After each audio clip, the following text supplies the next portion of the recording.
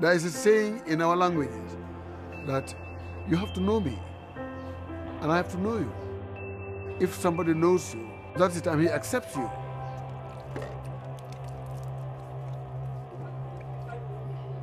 Interaction brings in acceptance and brings in exchanges. We interact with people, we travel. You learn, you exchange, right? You learn and you exchange. That's where you start to have some intelligence.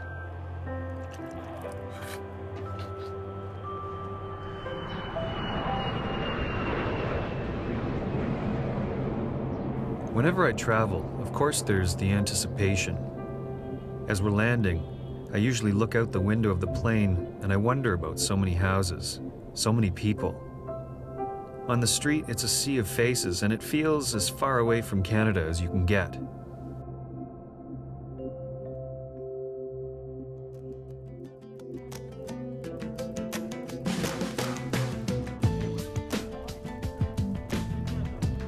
We're here in Africa for 2 weeks. We're not looking for poverty. We're not looking for HIV. We're not looking for corrupt politicians or the horrors of Darfur. We're not looking for the stories that make headlines back in Canada. We're just looking to meet 6 of those faces in the crowd. We're going to hit the ground running with a camera and microphone to get a glimpse into the lives of 6 people in the Gambia. 6 people who are changing their world.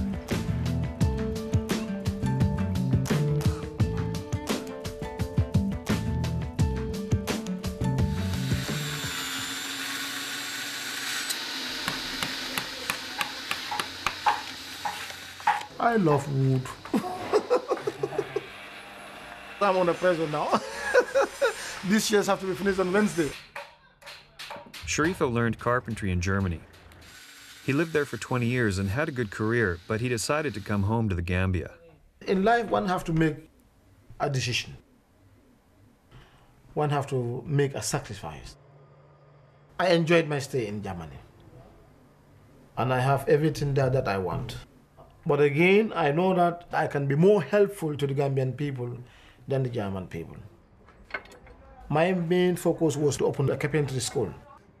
I tried for many months, it doesn't work. So let me just open a workshop. And in this workshop, I can help the kids who are dropouts, school dropouts, help the kids who don't have the possibility or the chance to go to school. I'm proud to take the kids, to teach them, and I have some that finished their courses there and are now working as a carpenter.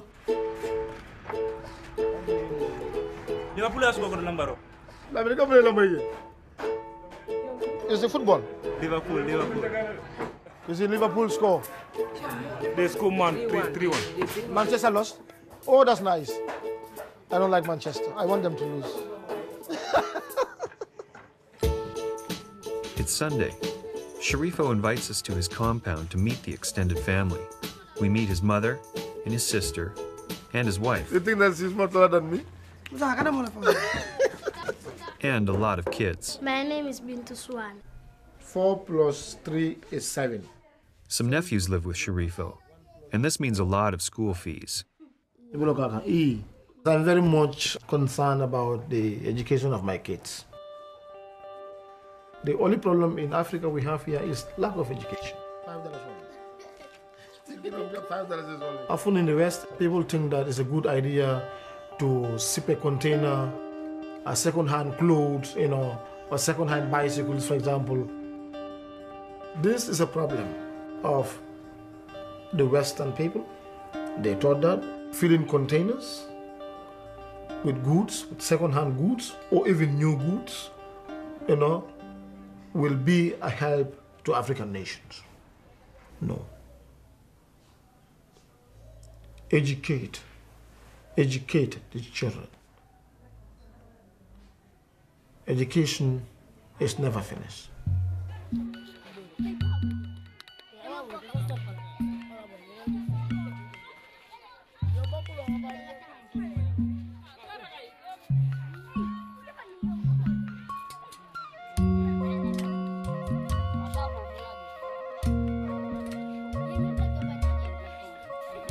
I think I remember, I thought I was supposed to be a good village boy. Not a town's boy, but a good village boy or villager, because I was born up country. I thought I was going to be a boat builder, a carpenter, and a sailor.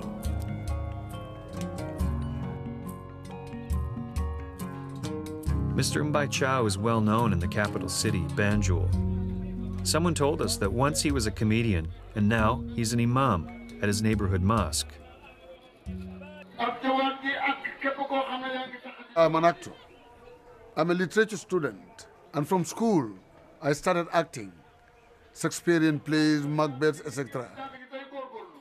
Whatever education someone acquires has to have some relevance to your life.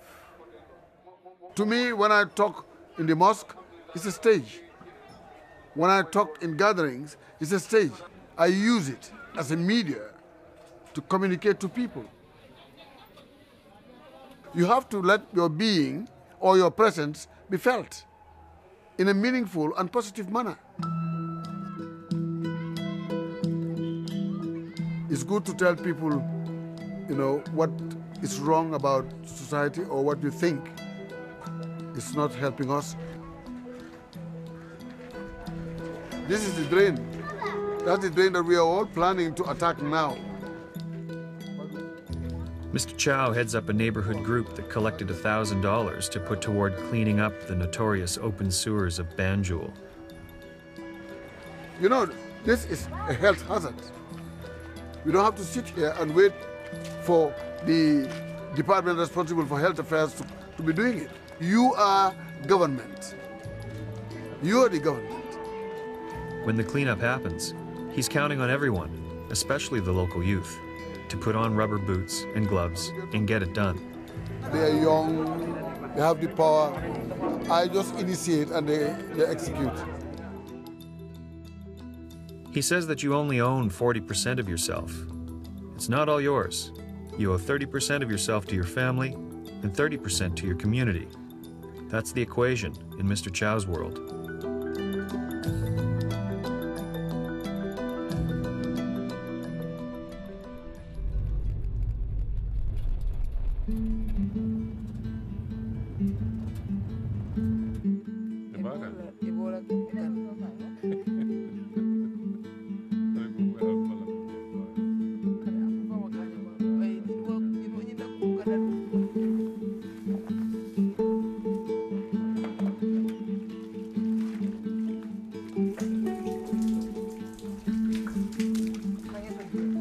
Abby Barrow lives in the main city, but she's made the 5-hour trip to her home village to visit her family. When you are here, you are not disturbed by the vehicles. You are not worried about late night armed robbers will attack you. I feel very much secure. I can go out at night and come home. I don't feel threatened. I have the time to go out and meet family members, chat with them, talk about culture.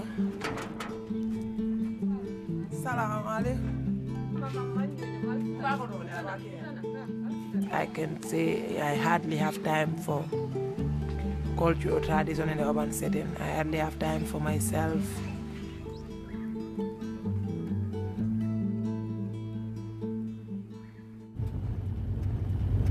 I love staying in the up country more than the urban setting. I'm in the urban setting because that's where I live and work and become what I want to be. Once I've done my studies and complete, and I got all that I want, I will solely go back home and get settled. Abby's 20 years old. She moved with her mother to the city for the opportunities in sports and education. She studies media and communications at university. She also works part-time for the Nova Scotia Gambia Association, an NGO that does work in health education. As part of their work, Abby's drama troupe works in communities around the Gambia. This morning they're in a school doing a sketch about malaria. Wonderful. Did you have that in your answer? This is the way I answer it. The only thing that I just put there. You should prevent yourself from malaria. In the afternoon, they head to the local market. Thank you.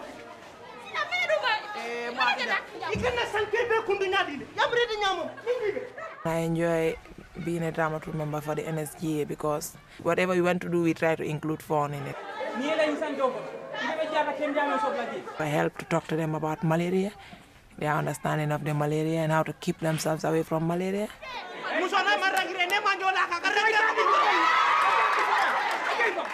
Not everybody want to come and listen to presentations, even if they know it's the truth. Everybody wants to see the drama, so thereby information is easily passed and spread. It's amazing work. I've seen social theatre in Canada, but I've never seen it get this kind of reaction. I'm disliking the camera. I'm beginning to dislike the camera. This camera is still on me. Get it off me and we chat. She's not going to talk.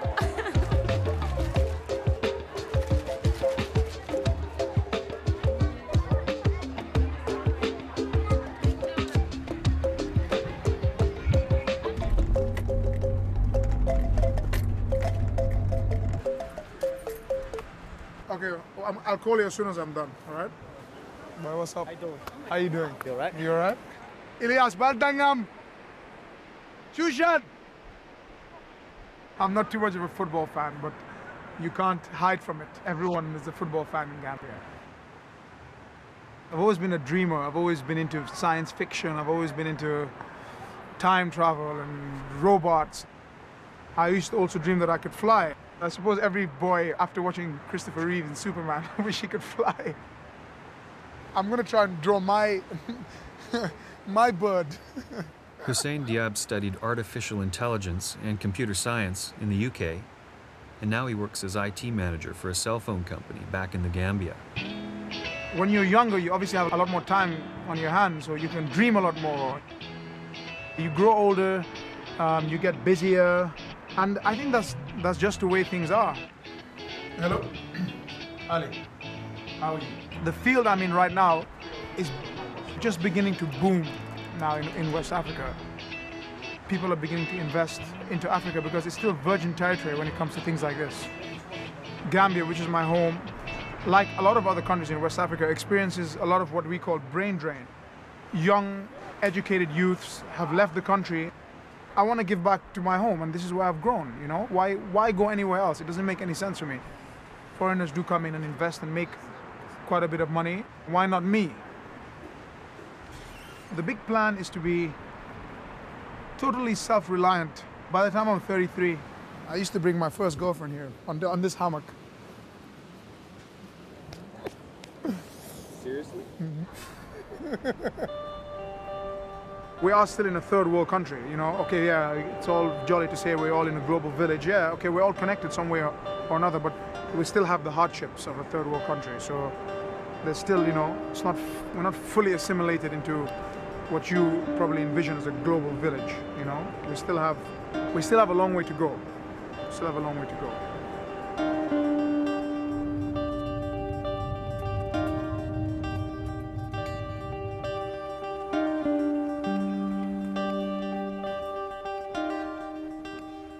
Sometimes it will hide underneath these things.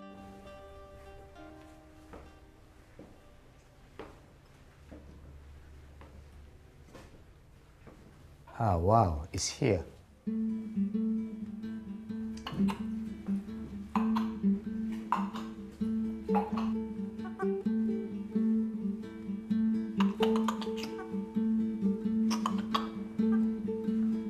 In Canada, we've got David Suzuki. In the Gambia, it's Malang Jambang. It's my university. Yeah, this nature reserve is my university. This is a strangling fig. It will kill the host. This oil palm tree will die and it will stand there alone.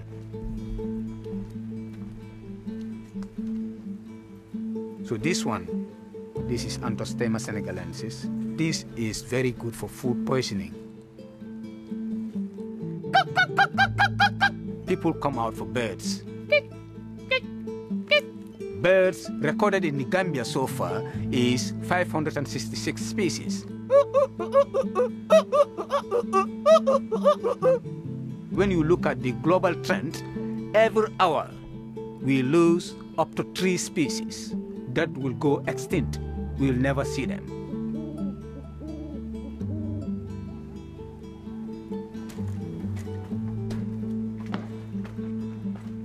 I have diabetes, but I know it could be controlled by the natural herbs.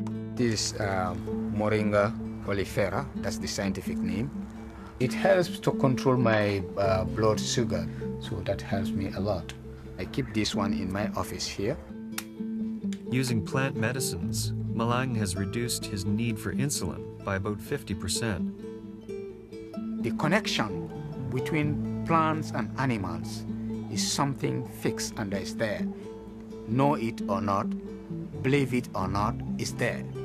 And you don't use it, when we lose it, it's not only me, but everyone.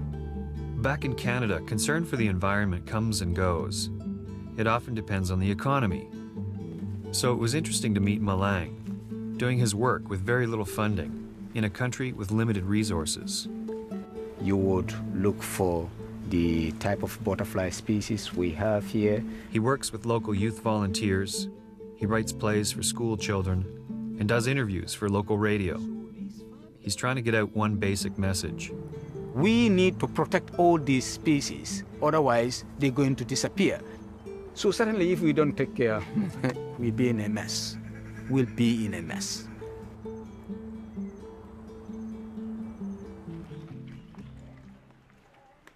I appreciate nature and I appreciate utilize it in the kitchen.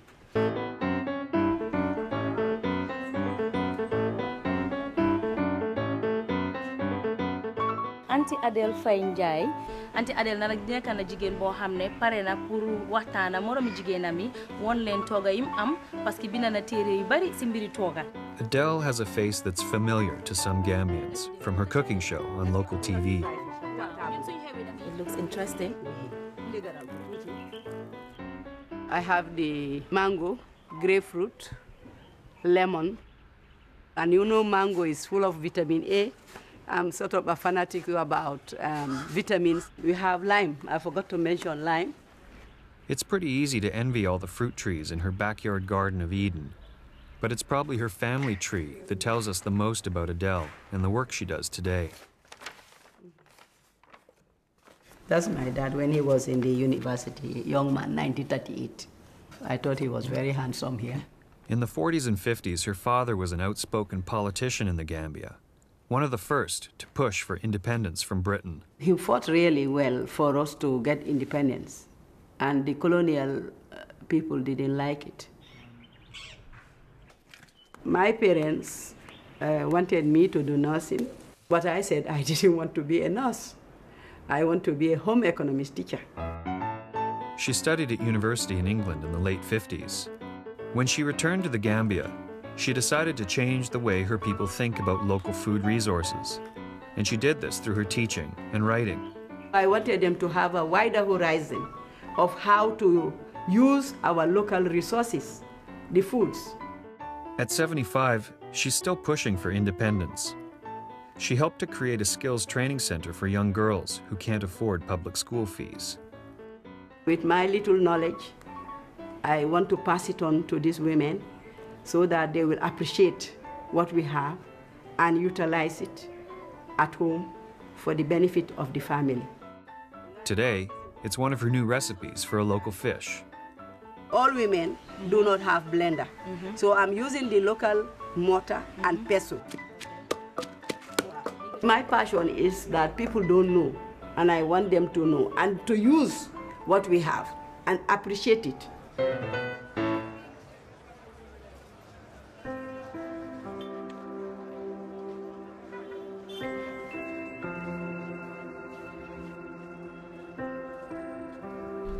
The drive to the airport feels quite different now from the first day we arrived. The people on the street, the people in their shops. We could have connected with any one of them and been invited into their world. This is why we have our meetings. Under the mango tree. Spending time with people like Mr. Chow felt like quite a privilege. When you interact, you learn from people and they learn from you. With those exchanges, it widens your horizon. And then that's where you gather intelligence, not at school. Sitting on the desk, writing, reading, cannot teach you intelligence. No. I believe I belong to society. A society belongs to me.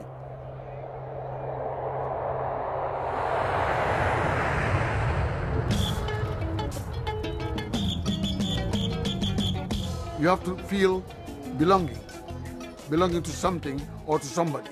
Your friends, your neighbors, people of the community, where you belong to. Don't ever be idle. Don't ever be a non-entity in society. People don't feel your being. You have to contribute.